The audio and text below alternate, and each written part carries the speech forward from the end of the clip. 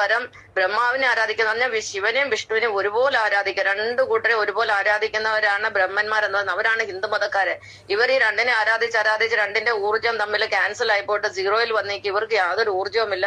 അത് കാരണം ഇവരെ ഒരിക്കലും ഒന്നിപ്പിക്കാനും പറ്റത്തില്ല. ഇതാണ് ശരിക്കും സംഭവിച്ചിരിക്കുന്നത്. അല്ലാതെ ഗണപതിയോ അല്ലെങ്കിൽ 33 ദൈവങ്ങളോ ഒരിക്കലും സത്യമല്ല. ഇനി സത്യം ഏതാണെന്ന് ചോദിച്ചു കഴിഞ്ഞാൽ ഇവിടെ ജീവിച്ച ഭഗവാന്റെ അവതാരങ്ങളായ ശ്രീരാമനും ശ്രീകൃഷ്ണനും ശ്രീ യേശുക്രിസ്തുവും ഒക്കെ അവര് സത്യമാണ്. അവര് ജീവിച്ചതിന് തെളിവുണ്ട്. ഇപ്പം ഗണപതി ജീവിച്ചതിന് തെളിവില്ല, ഭഗവാൻ ശിവൻ ജീവിച്ചതിന് തെളിവില്ല, പിന്നെ മുരുകൻ ജീവിച്ചതിന് തെളിവില്ല. ഇതിനൊന്നും യാതൊരു തെളിവില്ല. എന്നാൽ രാമായണത്തിലെ സകല കഥാപാത്രങ്ങളും ജീവിച്ചതിന് തെളിവുണ്ട്.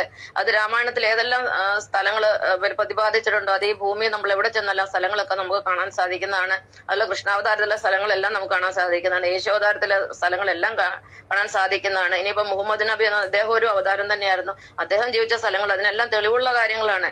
ബാക്കിയുള്ളതൊക്കെ എന്ന് പറഞ്ഞാല് മിത്തെന്നേ നമുക്ക് പറയാൻ പറ്റുള്ളൂ. ബാക്കി നമ്മൾ ഈ ദൈവം എന്ന് കരുതി ആരാധിക്കുന്നതെല്ലാം മിത്താണ്. നമ്മുടെ വിവരക്കേടും അന്ധവിശ്വാസവും അനാചാരങ്ങളുടെ ഭാഗമായിട്ടാണ്. അപ്പം ഇതൊന്നും സത്യമേ അല്ല. സത്യം ആരാണെന്ന് വെച്ചാൽ നമ്മളാണ്, നമ്മൾ മനുഷ്യരാണ് സത്യം. നമ്മളെക്കാൾ വലിയൊരു സത്യം ലോകത്തൊന്നുമില്ല. നമ്മുടെ ഉള്ളിലാണ് പ്രപഞ്ചനാഥനായ നാരായണൻ ഇരിക്കുന്നത്. ഓരോരുത്തരുടെ ഉള്ളിൽ ഭഗവാൻ നാരായണനാണ് ഇരിക്കുന്നത്. അപ്പൊ ഞാനിതൊന്നും പറഞ്ഞത് പോലെ ആരും മാറാനും ഒന്നും പോകുന്നില്ല. എനിക്ക് ഭഗവാൻ കാണിച്ചു തന്ന ഓരോരോ സത്യങ്ങൾ ഞാൻ വെളിപ്പെടുത്തിക്കൊണ്ടിരിക്കുകയാണ്. നന്ദി, നമസ്കാരം.